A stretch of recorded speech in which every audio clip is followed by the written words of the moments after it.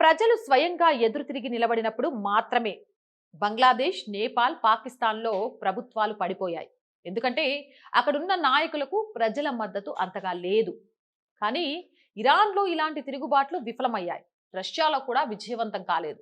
ఈ ఏడాది ప్రధానంగా 3 ప్రదేశాల్లో ప్రజా ఉద్యమాలు వచ్చే సంకేతాలు కనిపిస్తున్నాయి. ఒకటి అమెరికా, రెండవది ఫ్రాన్స్, మూడోది భారతదేశం.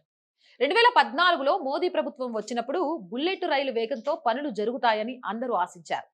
కానీ 2018 వరకు రాజ్యసభలో మెజారిటీ లేకపోవడంతో చేతులు కట్టేసినట్లయింది. ఆ తర్వాత మెజారిటీ వచ్చినప్పుడు కరోనా వచ్చింది. అయినప్పటికీ జరిగిన ప్రగతి అద్భుతమనే చెప్పాలి. ఏ స్థాయిలో స్టార్టప్లు వచ్చాయో, డిజిటలైజేషన్ జరిగిందో అందరం చూసాం. అయితే మన దేశ జనాభా చాలా ఎక్కువ. ఏడాదిలో సృష్టించబడే కొత్త ఉద్యోగాల కంటే డిగ్రీలు పూర్తి చేసుకుని బయటికి వచ్చే విద్యార్థుల సంఖ్య చాలా ఎక్కువగా ఉంటుంది. ఎక్కడో ఒక చోట నిరుద్యోగం అనేది ఒక పెద్ద సమస్యగా మారింది. మోదీ ప్రభుత్వం ఇంటింటికి విద్యను అందించింది. కానీ ఈ విద్య కేవలం గులాములను తయారు చేస్తోందే తప్ప వ్యాపారవేత్తలను కాదు.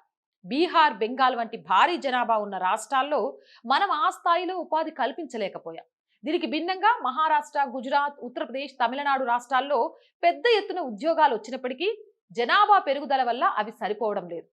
రాబోయే రోజుల్లో బీజేపీ ప్రభుత్వం కొన్ని సవాళ్లను ఎదుర్కోవాల్సి రావచ్చు. సీజేపీ ఉద్యమం తర్వాత మళ్ళీ అలాంటి ఉన్మాదం రావడం కొంత కష్టమే. ప్రభుత్వం ఏ విధంగా అరెస్టులు చేసి అల్లరి మూకలను అణిచివేస్తుందో అది భవిష్యత్తుకు ఒక పాఠంగా మారుతుంది. ఒకవేళ భారతదేశంలో అంతర్యుద్ధం లాంటి పరిస్థితులు సృష్టించడానికి ప్రయత్నించినా ఇది నేపాల్, బంగ్లాదేశ్ లాంటిది కాదు.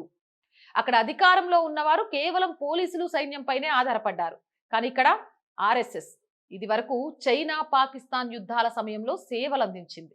అంతర్యుద్ధం లాంటి ఛాయలు కనిపిస్తే చాలు మొత్తం సంఘ్ యాక్టివేట్ అవుతుంది. సంఘ్తో పాటు ప్రభుత్వానికి మద్దతుగా నిలిచే పెద్ద ప్రజాబలం కూడా ఉంది. కాబట్టి ఇలాంటి అల్లర్లు లేదా ఉద్యమాలు వచ్చే అవకాశం ఉందని మానసికంగా సిద్ధంగా ఉండండి.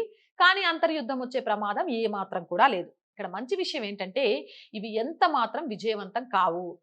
సక్సెస్ అయితే ఆ తర్వాత జరిగే పరిణామాలను చరిత్రలో మరో తరైన్ లేదా పానిపట్ యుద్ధంలా గుర్తుంచుకోవాల్సి వస్తుంది. ఇక పెరుగుతున్న నిరుద్యోగ సమస్య విషయానికి వస్తే యువతపై సానుభూతి ఉంది. కానీ జనాభా నిజంగానే చాలా పెద్ద సమస్యగా మారింది. ప్రభుత్వం కనుక పోటీ పరీక్షల వయోపరిమితిని పెంచితే యువతలో ఉన్న ఈ ఆగ్రహాన్ని, ఉన్మాదాన్ని అదుపు చేయొచ్చు. కాబట్టి ఆ రకంగా ఆలోచనలు చేయాలి. ఏదేమైనా ఈరోజు సమాజంలో జరుగుతున్న చర్చ ఏంటంటే భారతదేశంలో అంతర్యుద్ధం అని. కళలో కూడా భారతదేశంలో అంతర్యుద్ధం జరగదు. దానికి కారణం ఏంటో చెప్పా కదా.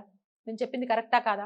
మీ అభిప్రాయం కామెంట్ చేయండి. జై హింద్, జై భారత్. అండ్ రోజు చెప్తుందేనండి, ఇలాంటి మంచి మంచి వీడియోస్ని మిస్ అవ్వకుండా ఉండాలి అంటే or group of channels, or voice, or political, or సంస్కృతి ఛానల్స్ని వెంటనే సబ్స్క్రైబ్ చేయండి. కంటెంట్ కనుక బాగుంది అనిపిస్తే లైక్ చేయండి, షేర్ చేయండి. ఇంకా ఎలాంటి కంటెంట్ చేస్తే బాగుంటుందో తెలుసుకోవాలనుకుంటే కామెంట్ సెక్షన్లో పెట్టేయండి. అలాంటి కంటెంట్ని తెలుసుకొని మేము చేస్తాం. ఆర్థికంగా దయచేసి మాకు సహాయం చేయండి. ఛానల్ని నడిపించడం అంత ఈజీ కాదు. ఎన్ని ఇబ్బందులు వచ్చినా ఎక్కడ అడుగు వెనక్కి వేయకుండా ముందుకెళ్ళాలి అనుకుంటున్నాం. బ్రేక్ ఈవెన్కి చేరడానికి చాలా పాటలు పడుతున్నాం. బట్ అదంతా ఈజీగా రావట్లేదు. మీరు అనుకుంటే మాత్రం అది ఈజీ అవుతుంది. మీ ఆర్థిక సహాయంతో చేస్తారని ఆశిస్తున్నాం. చేయాలి అనుకుంటే సబ్స్క్రిప్షన్ పక్కనే జాయిన్ అనే బటన్ ఉంది. 1 to 5 లెవెల్స్ ఉన్నాయి. ఏదో ఒక లెవెల్లో సపోర్ట్ చేయండి. అలాగే స్క్రీన్ మీద గూగుల్ పే, ఫోన్ పేతో పాటు అకౌంట్ డీటెయిల్స్ ఇచ్చాము. మీకు తోచిన సహాయాన్ని అందించండి. వ్యాపార ప్రకటన ద్వారా కూడా ఆర్ వాయిస్కి అండగా ఉండొచ్చు. 8328500576 నెంబర్ని సంప్రదించండి. జై హింద్, జై భారత్.